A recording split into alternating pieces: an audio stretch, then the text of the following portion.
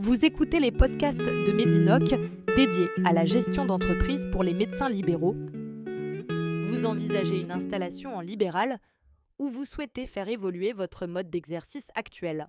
Avant toute décision, une réflexion approfondie sur vos objectifs, votre environnement et vos aspirations est indispensable. Le choix de votre mode d'exercice, seul ou en groupe, création ou reprise de cabinet, structure juridique, statut fiscal, doit être pensé comme un tout cohérent. Une chose est sûre, il n'existe pas de modèle unique. Votre installation doit refléter votre manière de travailler, vos priorités personnelles et professionnelles et les ressources dont vous disposez. C'est pourquoi poser les bonnes questions dès le départ permet d'éviter bien des déconvenues. Commençons par le choix du mode d'exercice avec une première question. Vous souhaitez travailler seul ou en équipe ?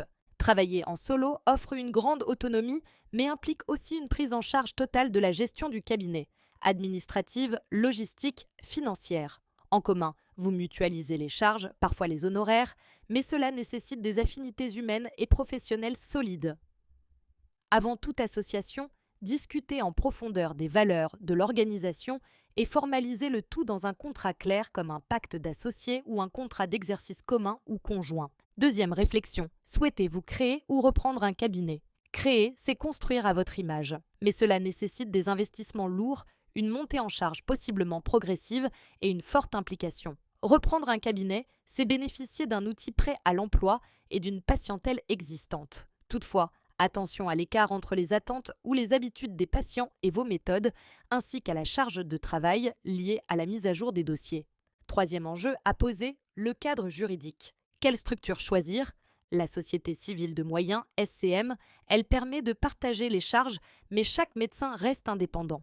La Société civile professionnelle, SCP, ou la Société d'exercice libéral, SEL, ces formes de société impliquent un exercice en commun. La société est alors inscrite à l'ordre des médecins et exerce la médecine en votre nom.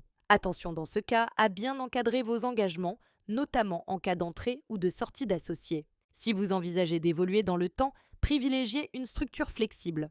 Dans tous les cas, entourez-vous de professionnels qui comprennent votre manière de travailler et qui sauront traduire vos besoins en cadre juridique. Sur le plan financier, d'autres questions clés se posent. 1. Allez-vous acheter ou louer un local ? L'achat peut être rentable à long terme, mais exige un emprunt et des charges potentiellement plus importantes comme les impôts, l'entretien du bâtiment. 2.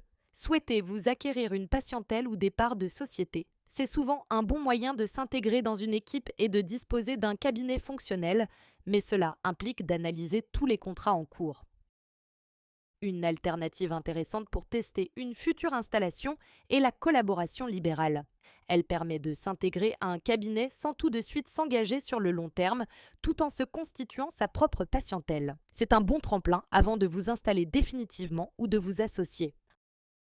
Enfin, notez bien un conseil important, la fiscalité d'aujourd'hui ne doit pas guider votre projet. Elle doit l'accompagner en dernier lieu. Une structure peut sembler fiscalement avantageuse aujourd'hui, mais devenir contraignante demain. Les règles évoluent, vos objectifs aussi. L'essentiel, c'est de construire un projet viable et équilibré avant d'optimiser. Avant de vous installer en libéral, gardez en tête ces 7 points clés. 1. Commencez par vous, vos envies, votre rythme, vos valeurs. 2. Clarifiez votre mode d'exercice. Seul, en commun, en création ou en reprise. 3.